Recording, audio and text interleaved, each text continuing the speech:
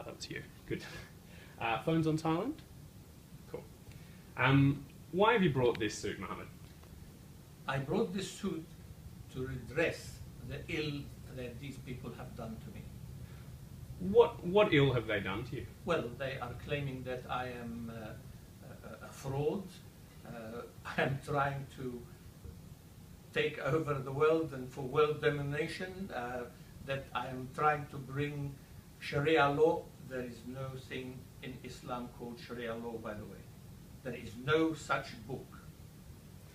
How did it make you feel to see these claims, to see these videos saying that you're funding terrorism and etc. etc.? The first thing when I saw the video that is claiming that I am funding terrorism, I called my solicitor and asked them to get in touch with the people who have made these claims. Unfortunately, they didn't want to receive the letter, and so we had to resort to court.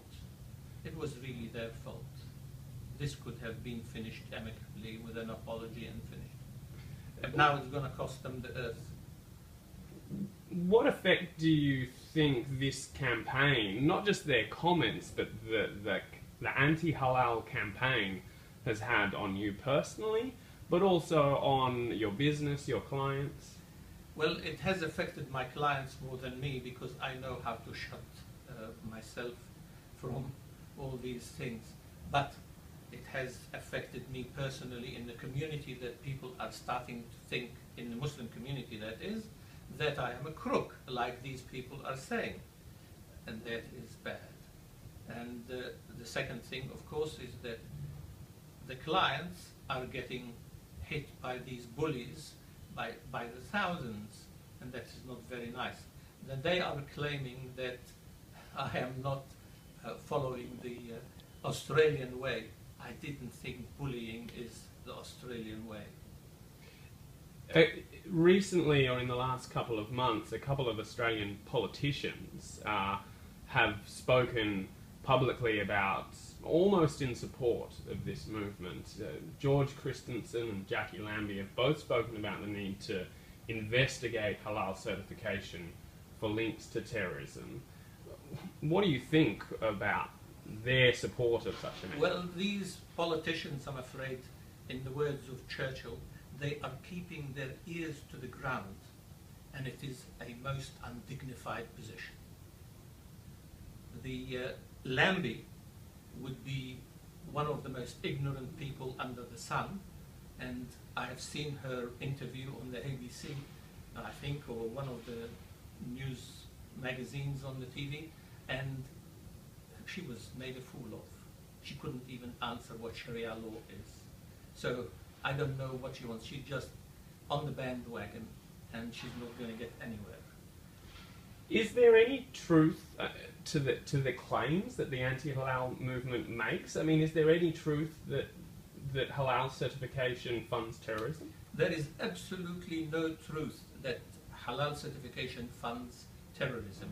And the commissioner, or one of the assistant commissioners of the AFP, that's Australian Federal Police, has said, to his knowledge, no halal certifier is involved in money laundering or supporting terrorism.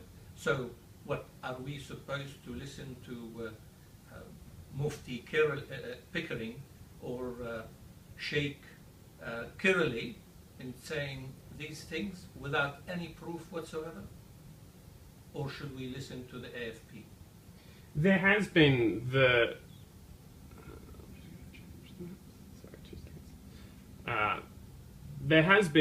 they would point out, for example, that overseas, in the US and in Canada and France, there has been some evidence that halal certification fees have gone to terrorist groups. Are they attacking me or attacking terrorist groups in countries overseas? I am here in Australia, I'm a law-abiding citizen, and I pay my taxes, a hell of a lot more taxes than they all put combined. This lawsuit obviously means a lot to you. It means a lot to you in terms of your image and in terms of I guess, respect. What does it mean to you to win this fight? Winning this fight is to put them back in their holes, because that's the only place that they should be in. And it gives me back my respect, which they are attacking.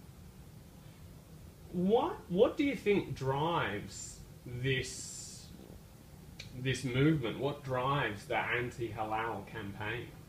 The anti-halal campaign is driven by the Q Society, and they are declaring themselves openly that they are anti-Muslims.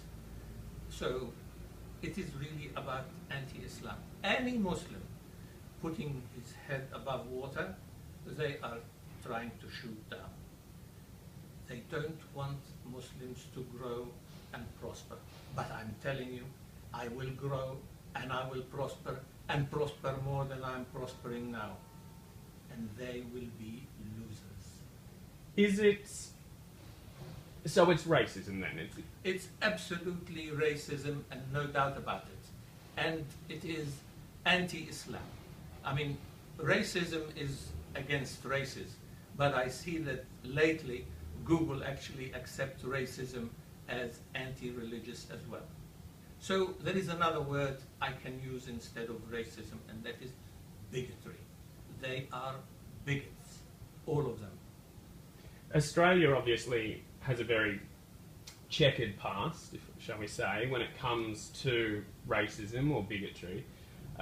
Do you think we still have a problem with it today, and is it getting better or worse? I think it is getting better with multiculturalism. There is a lot of people who are not supporting these bigots.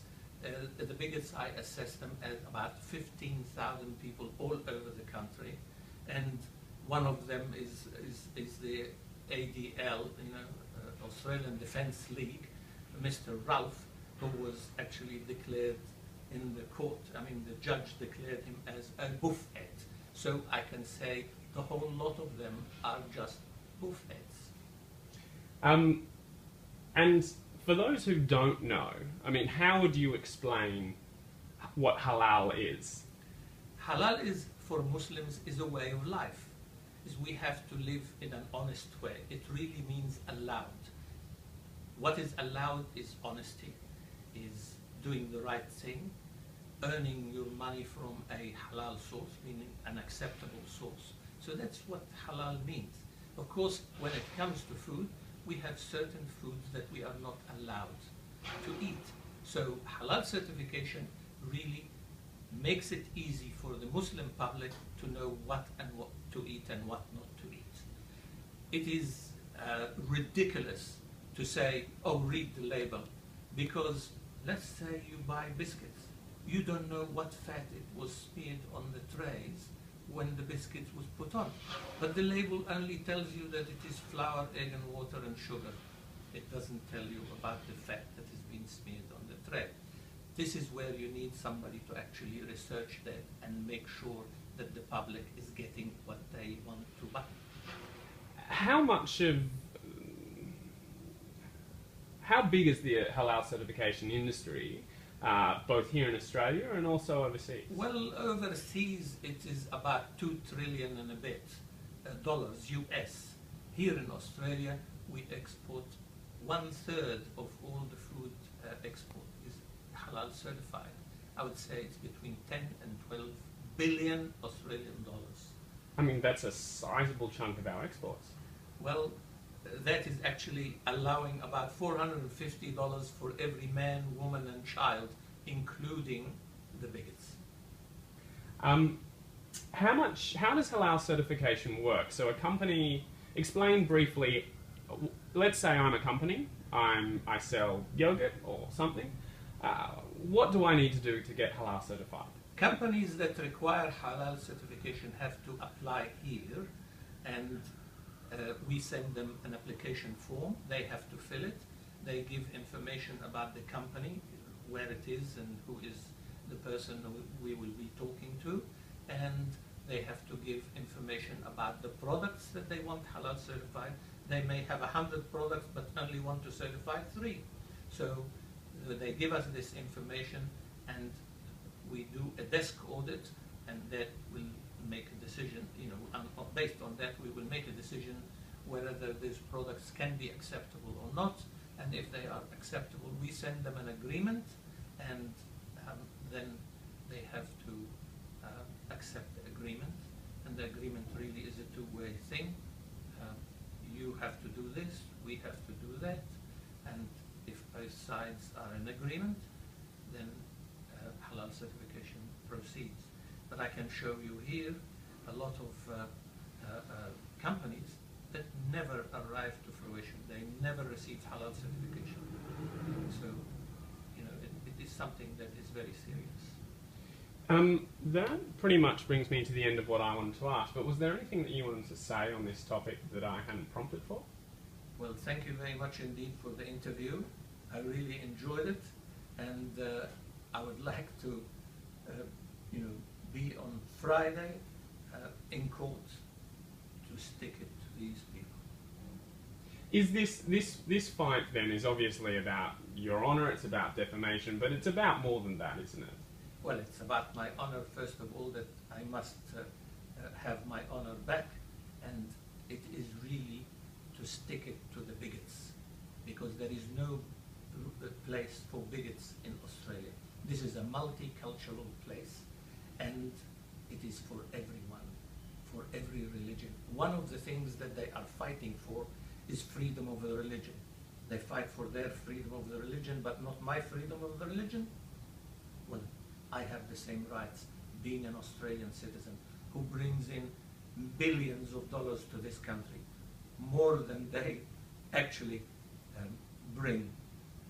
And it's quite possible that some of them are benefiting directly or indirectly from the money that I bring to this country. Great, I'm happy with that if you are. Perfect. Wonderful, alrighty.